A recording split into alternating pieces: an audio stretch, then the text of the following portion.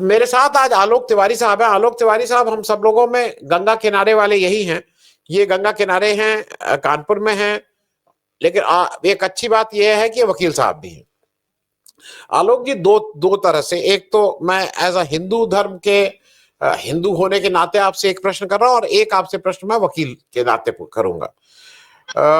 पहली चीज ये है कि जब आप ये देखते हैं कि हमारे आचार्य, हमारे साधु संत, हमारे सन्यासी, हमारे अखाड़े के प्रमुख, जब आप देखते हैं कि अमित शाह के परिवार को और अंबानी के परिवार को जिस तरह से नहला रहे हैं, मतलब ये नहलाते समय तो भाई ये उनका काम नहीं है। उनका काम लोगों को रास्ता दिखाना है, उनका काम लोगों को आशीर्वाद देना है, उनको कुछ कुछ और समझाना है।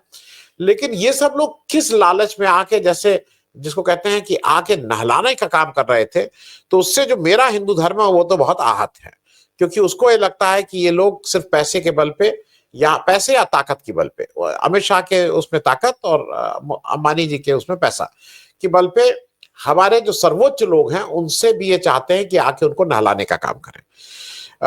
नंबर एक। नंबर दो, एज वकील, जो दिल्ली में हुआ और जो कुछ हद तक इलाहाबाद में हुआ, दिल्ली वाला तो बिल्कुल सामने है, इलाहाबाद वाला तो हादसा फिर भी थोड़े हद तक कह सकते हैं। अब लोग इसमें कहेंगे देखिए देखिए ये उनको बचाने के लिए कह रहे हैं, ऐसा नहीं। ये हत्या की श्रेणी में आएगा कि नहीं आएगा? क्योंकि अगर अगर लॉग ऑफ टॉर्ट्स की बात करें किसी का भी, क्योंकि ये पता था कि ये सारी चीजें होने जा रही हैं, ये एकदम से कुछ नहीं हुआ, ये कोई भूकंप नहीं आया कि एकदम से कुछ हो गया, आपके हाथ में नहीं था। मैं इन दोनों चीजों पे आपका वो पूछूंगा।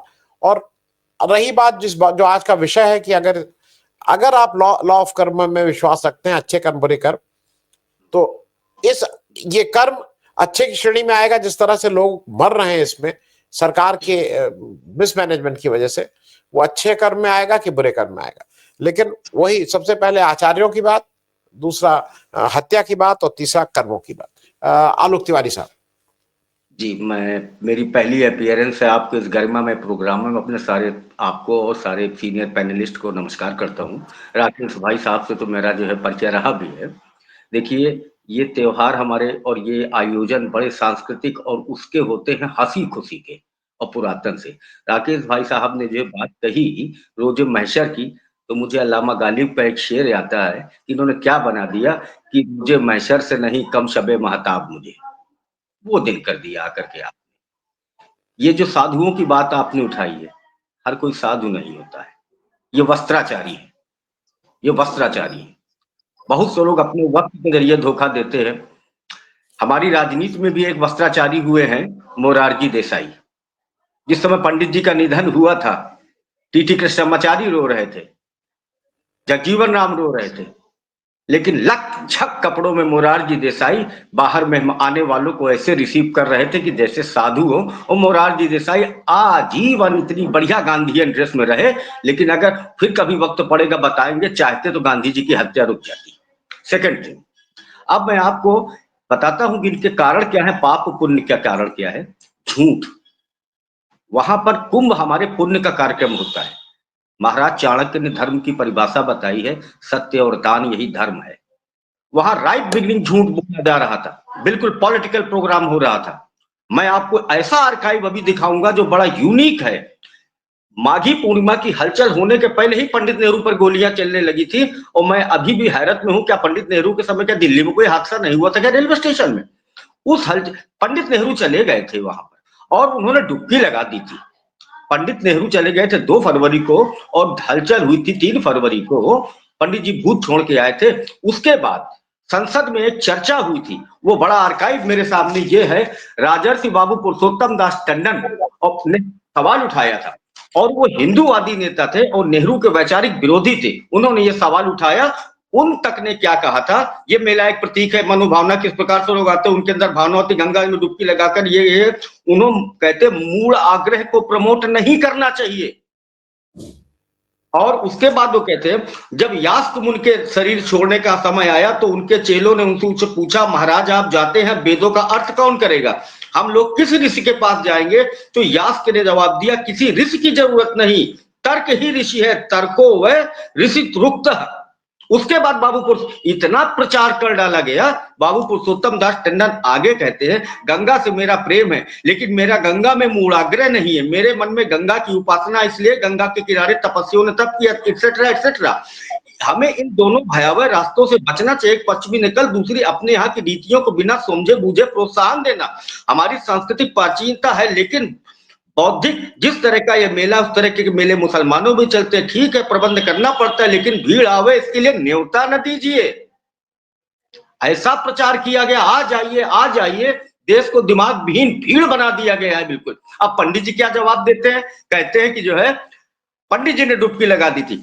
पंडित जी कहते हैं कि मित्र पुरुषोत्तम दास टंडन की बातों से मैं सहमत हूं, जो कभी कभी कही मैं विश्वास की आलोचना नहीं करता चाहता, उन्हें दुख नहीं पहुंचाना चाहता, किंतु सदन में बहुत से सदस्य जानते हैं, जब भी कभी ऐसा कोई अवसर अपने हाथ से जाने नहीं देता, जब मैं ज्योतिषियों और इस प्रकार के लोगों के विरुद्ध कुछ न बोलूं, वो टोटल साइंटिफिक टेम्परामेंट के थे।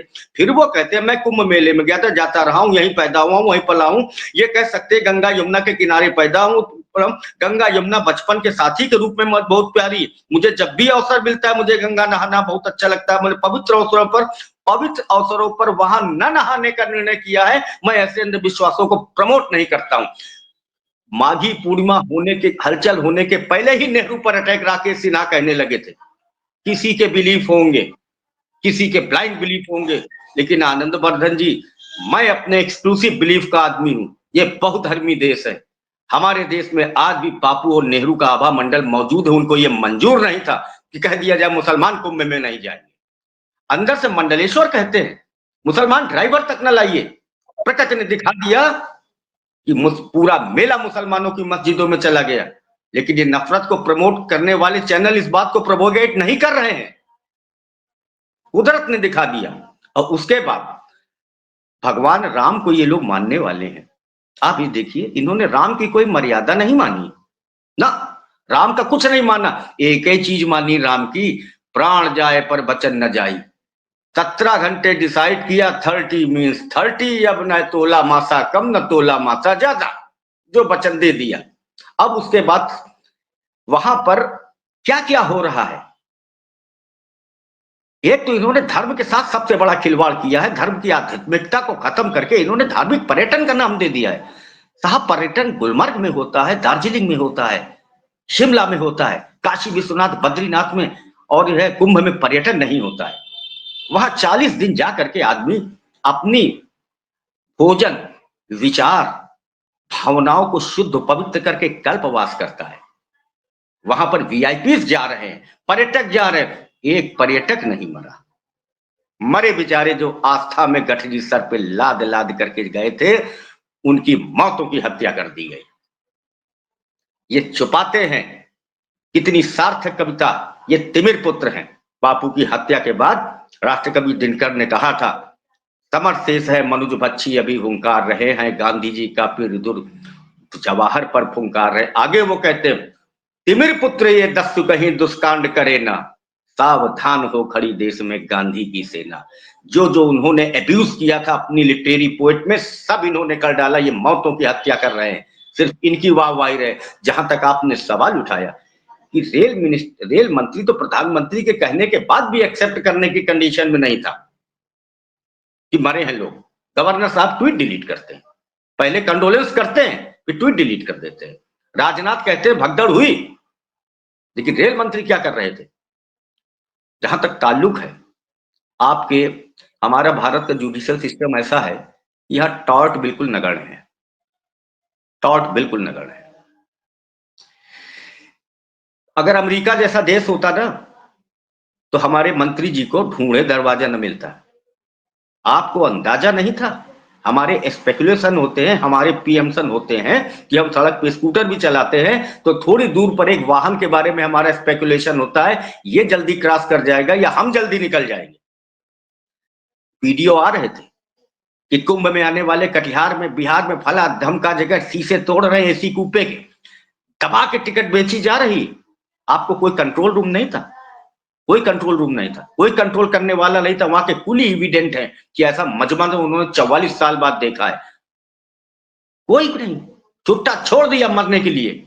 और मैं आपको एक बात और आनंद जी बताता हूं, हम लोग हिंदू हैं, सब हैं, मुझे किसी से सर्टिफाइड होना नहीं है।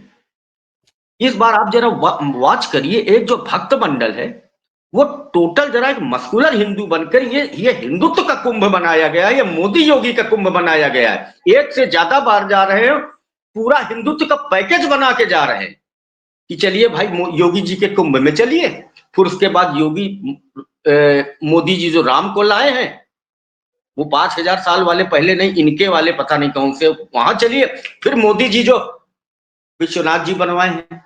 ये क्या तमाशा आप लोगों ने बना रखा है। बहुत से लोगों का एक देश, बिल्कुल एक देश को ड्रम ड्रिवन कैटल बना दिया इन लोगों ने। आइए आइए आइए आइए, 50 करोड़ आ चुके हैं।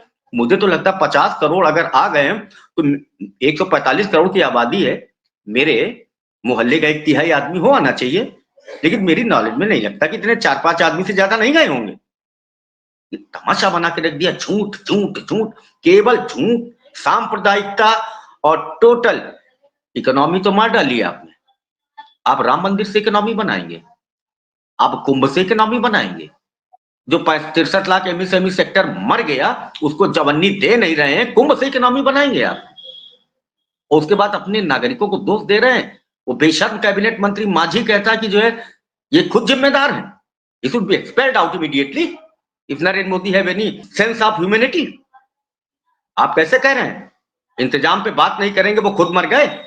आप जान रहे थे कि अखिलेश बाबू के समय में एक बार रेलवे स्टेशन में इसलिए हादसा हुआ था कि प्लेटफॉर्म का नंबर बदल दिया गया था। अरे ना बदलते, आधे घंटे लेट कर देते कि ट्रेन उसी प्लेटफॉर्म पर आएगी, चाहे देर आ जाए, जान तो बच जाती। इनके धर्म के काम ही अधर्म से शुरू होते हैं। अरे क्या कुंभ, पंडित जी ने कुंभ नहाया तो मैं आपको बताता हूं माई स्टोरी में उन्होंने लिखा अपनी बायोग्राफी 1942 में महाकुंभ, सॉरी कुंभ था। वायसराय लिथगो ने निषेधाज्ञा लगा दी थी, कोई कुंभ नहीं नहाएगा। पंडित जी से कहा गया तो उन्होंने पहनी धोती, बोले चलते हैं। एक घुड़सवार के नीचे से निकल के उन्होंने जंप लगा दिया, तब गए थे।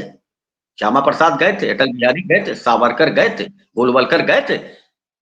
ये तो कह चुके होंगे महाराज अगर आप कह दीजिए हम तो अपने घर में भी ना नहाए अगर आपकी आज्ञा हो। तमाशा बना के रख दिया इन्होंने, धर्म के नाम का माहौल बना के रख दिया है, विशेष कर दी सारी धार्मिक भावनाएं, धर्म को पर्यटन बनाया। नतीजे आपके सामने। धर्म अध्यात्म की जगह होती है, बड़ी गरिमा और बड़ी शालीनता की जगह होती है। मैं ऐसे लोगों को भी कंडेम करता हूं जो कि जाते समय हिंसा करते हैं और शीशे तोड़ते हैं, ये करते हैं वो करते हैं। मत जाइए, जो रिजर्वेशन कराए उनके ऊपर सर्दी के महीने में बाहर से ठंडा पानी आप फेंक रहे हैं, पुण्य करने जा रहे हैं। जो शालीन नहीं है और जो सभ्य नहीं है वो धार्मिक हो नहीं सकता, धर्म मानुष नहीं हो सकता, वो धर्म पशु होकर मस्जिद के सामने नाच सकता केवल। जी ना? जी।